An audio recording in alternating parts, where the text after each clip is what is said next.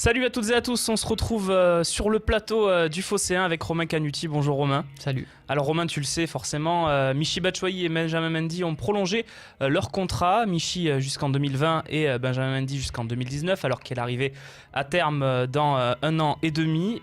Ces deux prolongations ont suscité pas mal de discussions dans la rédaction du Phocéen. Alors on s'est dit qu'on allait faire un duel tous les deux pour confronter nos arguments. Je te laisse commencer, tu vas devoir convaincre l'auditoire.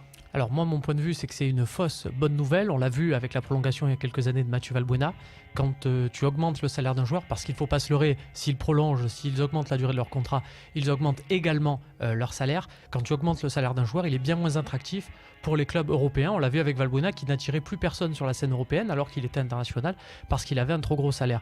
Déjà, de deux, je trouve qu'en termes d'image, tu prolonges deux éléments qui ne donnent pas le meilleur d'eux-mêmes en ce moment. C'est pas terrible, ça renvoie que le joueur est plus important que le club quelque part et qu'il faut à tout prix les vendre à la fin. Donc ça, c'est pas top. Et puis en termes d'argent, tout simplement, là, ça va coûter des sous cette prolongation alors qu'il y a un mercato à faire. C'était peut-être pas l'absolue priorité pour l'Olympique de Marseille. Il te reste encore 3 secondes. Je te laisse donner tes arguments, j'ai donné les miens. C'est gentil, c'est parti. Alors figure-toi que pour moi Benjamin Mendy c'est un cap important.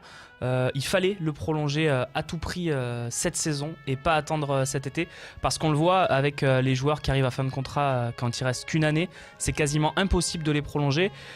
Pourquoi il fallait prolonger Mendy? Parce que tout d'abord, si on veut le vendre, on le vendra à un prix décent et pas au rabais, comme ça a pu arriver pour d'autres joueurs. Et puis si on veut le garder sur du long terme, c'est aussi intelligent parce que c'est un joueur qui est plein de qualités, qui peut progresser. Voilà pour le premier point. Ensuite, tu me disais au niveau de l'attractivité des autres clubs européens, c'est pas grave s'ils attirent pas les autres clubs, ça me dérange pas. S'ils peuvent rester même 4-5 ans, aucun problème. Ensuite, ça peut aussi donner un coup de boost à Michy Batshuayi qui est en galère actuellement, qui traverse une passe difficile, ça peut le rebooster. Donc pour moi, que des points positifs avec cette prolongation.